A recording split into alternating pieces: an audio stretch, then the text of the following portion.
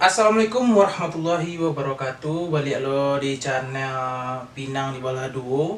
Masih bersama Ambo Risiko, Rian Fabrikasi. Dan kalau ada Rian Fabrikasi, pastinya kontennya adalah Minang baca itu. Hari ko awak akan membahas ketik kasus yang sangat menggeparkan dan lumayan mengerikan dari Indonesia. Tapi sebelumnya awak ingin bahagia catatan sakiti dulu, yaitunya di siku awak hanya membahas kasusnya. Nah, jadi itu penekanannya, awak membahas kasusnya untuk kebutuhan pembelajaran awak ke mungkonyo. Jadi tidak ada yang namanya bully, tidak ada yang namanya hinaan, cacian tentang pelaku ko, karena beliau masih anak di bawah umur yang kalau misalkan terlalu tertekan mungkin akan menjadi merusak kepercayaan diri dari pelaku sendiri gitu. Dan wak juga ibu lo gitu dengan keluarga yang ditinggalkan oleh si korban, dan ibu lo jauh keluarga dari si pelaku gitu. Jadi wak siko saling menjago, tujuannya bukan untuk menghina ataupun mencaci dari pelaku sendiri, tapi tujuannya adalah untuk belajar wak bersama-sama dari kasus ko. Dan kasusnya adalah, mungkin kawan-kawan sebagian ada yang lah tahu, sanak-sanak sebagian ada yang lah membaca di Instagram, di berita lah keluar banyak. Itunya tentang seorang bocah perempuan umur 15 tahun yang membunuh seorang bocah perempuan juga berumur 6 tahun. Tapi sebelum masuk ke kasusnya, alangkah baiknya sanak like, share, dan subscribe dulu channelku.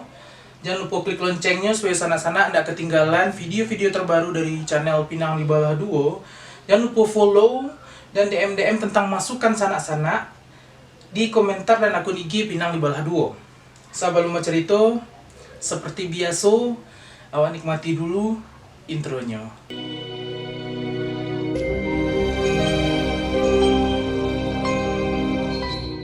Pada tanggal 6 Maret 2020, tepatnya pada hari Jumat waktu itu, polisi Taman Sari, Jakarta Barat takjub karena ada seorang perempuan, anak perempuan berusia 15 tahun datang dan melapor serta mengaku akan menyerahkan diri setelahnya mengakui membunuh seorang bocah berusia 6 tahun tetangganya.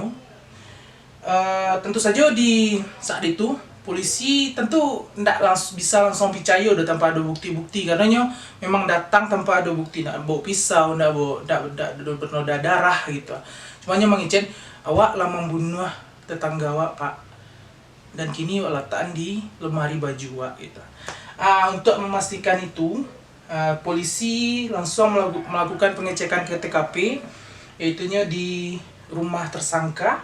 Dan memang betul yang dilaporkan oleh tersangka tersebut, bahwasanya nyolah membunuh seorang bocah berumur 6 tahun dan diletakkan di lemari bajunya. Setelah dilakukan penyelidikan, pelaku berinisial NF, umur 15 tahun, dan korban berinisial APA, umur 6 tahun.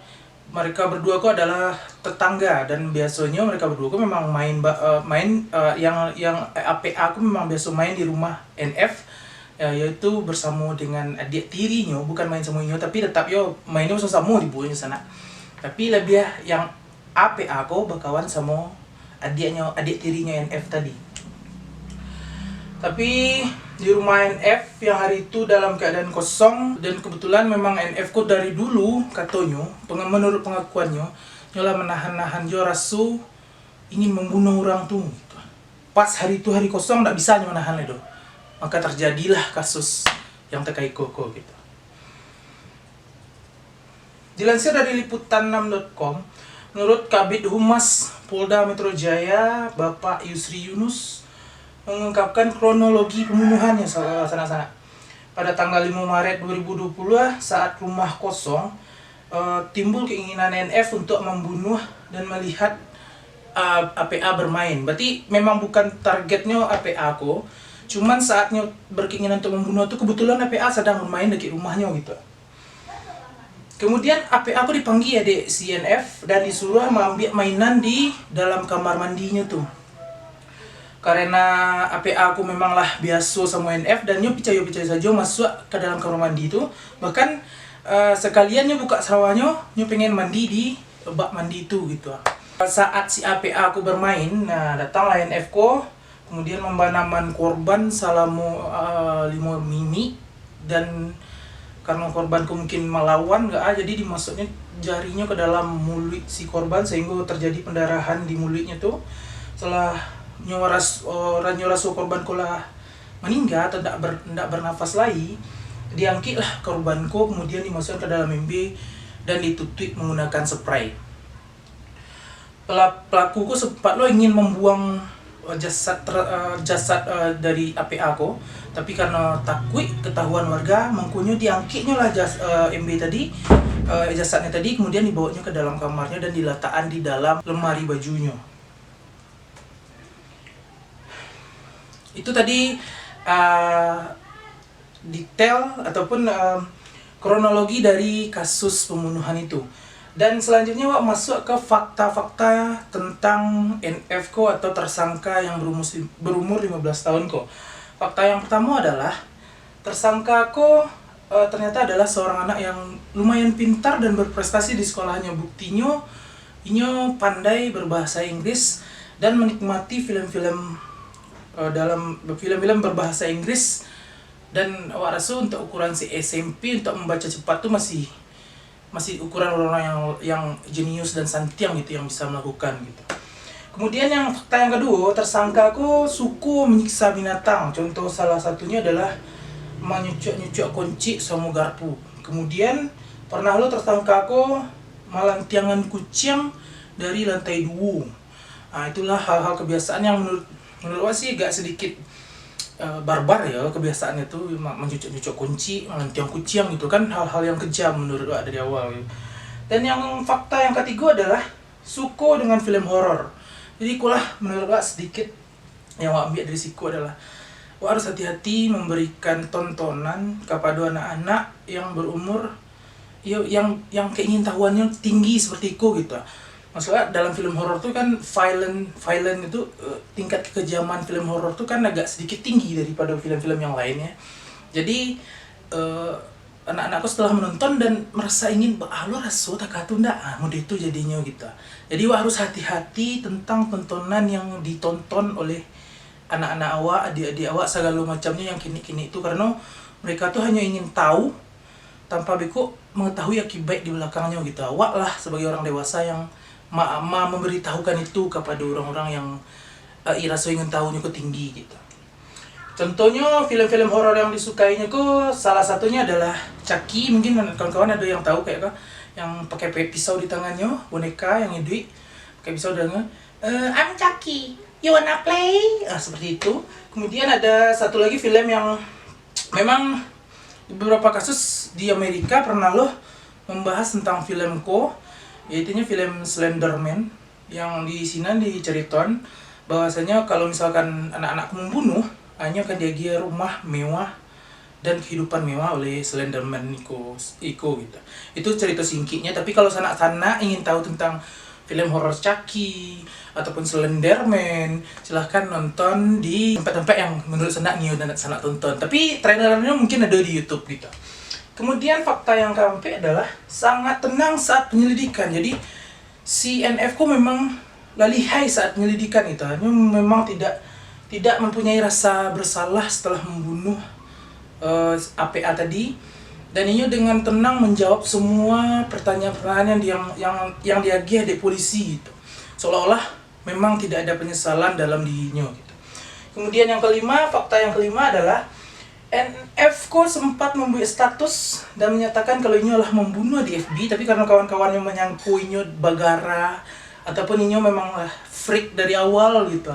Tapi dan dia seperti layaknya film-film horor lah gitu. Ini berusaha meninggalkan pesan-pesan yang bisa dikicen menyeramkan bagi anak umur 15 tahun. Itu 5 fakta tentang tersangka. Pelajaran yang bisa awak ambil agar kejadian kau tidak terulang lihat di sekitaran awak. Ikulah kan mulai mendaki kau kejadian-kejadian seperti itulah mulai ke Indonesia apa ini gitu. adalah dengan awak harus mengawasi semua konsumsi informasi yang didapat oleh anak awak, adik awak, kanak-kanak awak, selalunya awak gitu. Yang menurut awak masih rasa keingintahuan itu masih tinggi gitu. Karena zaman kini kok zaman dimana konsumsi informasi itu ndak ada batihnya lah gitu. Anak-anak kini lah punya gadget Android atau apapun lah namanya masing-masing kini gitu. Apalagi untuk ukuran anak yang emang rasa ingin tahu itu sangat kuat, luangkan waktu untuk anak awak saat menonton, mungkin awasi tontonannya tuh, kemudian banyaklah waktu untuk bersama seperti nonton bersama, makan bersama, duduk di ruang tamu bersama, membuat PR bersama, liburan diperbanyak sama anak gitu. Jadi awasi tontonan anakku gitu. Jangan sampai awak menyesal di kemudian hari gitu. Karena yang awak lakukan hanya karajo. Anak-anak terpikir lah gitu. Jadi saat awak meluangkan waktu untuk anak, mungkin anak akan merasa lebih kehangatan keluarganya itu lebih dapet dinya gitu. Jangan karajo aja sana, karena karajo kok ndak terlalu akan membuat sanak selamat di senarko dok. Anak yang soleh kok lebih kok yang kami nyelamain sanak gitu. Tapi balik lo tekanan wak sabui di awal tadi, wak di situ bukan untuk mencaci inyo membunuh orang tuanya kamau, gurunya baau, tetangganya baau, bukan tak tu nih wak di situ. Tapi wak di situ untuk belajar, karena seperti tahu awak alam tak kembang jadi guru. Apapun yang ada yang terjadi di dunia ko bisa wak pelajari dan wak ambil hikmahnya gitu. Seperti yang ikoko, hikmahnya adalah wak harus lebih sering memperhatikan anak wak gitu. Jangan tiba-tiba kok wak tidak terlalu memperhatikan anak wak, tiba-tiba lah membunuh orang tuh gitu, seperti yang terjadi KNF tadi.